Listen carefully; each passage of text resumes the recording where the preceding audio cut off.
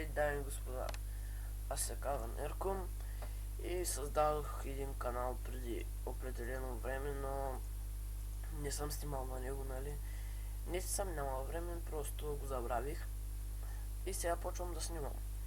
Ще снимам с програмата Bandicam и много от моите приятели се отказах от нея, защото звука, нали, не се чуваш, микрофонът ти е много слаб и микрофона то няма нищо общо с Bandicam, да ви кажа.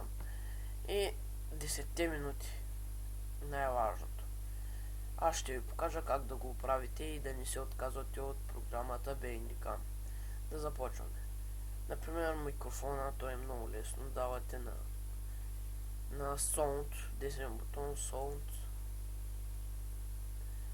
Тук на микрофон. В смисъл два пъти ще тръкате. Levels. Ето, обикновено моето беше на 50. Давам го на 100 и се чува перфектно. Така, зависи от ситуацията, нали? Така, давате OK. Излизате. И за звука да покажа. Давате на видео. На запис отдолу настройки. Звук. То обикновено ви е на Windows 7 Sound.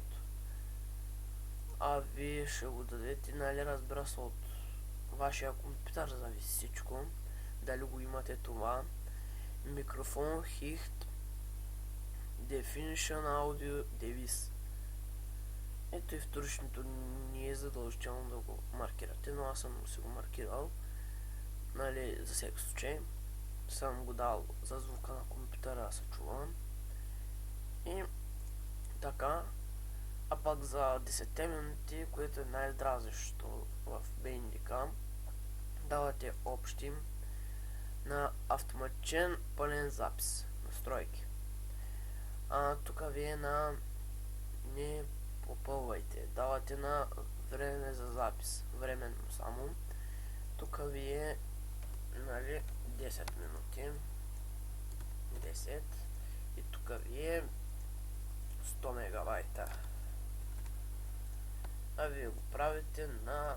Няма значение, ако искате 30 минути, ако искате 20, ако искате 12. Няма никакво значение, аз си го правя за 1 час, защото какво стане, какво не стане. После това оправяте 1 час, мисъл 10 минути, щом са 100 мегабайта, 1 час и 600. Ако го сложите по-малко, пак ще ви спре на средата на клипа, пък ако го сложите повече, ще ви заема много място, зато и сложете си го точно, нали, пак както искате, после го давате отново на не попълвайте и окей. Това беше от мен, дано съм ви помогнал, аз се казвах Ерко и до нови срещи. Довиждане.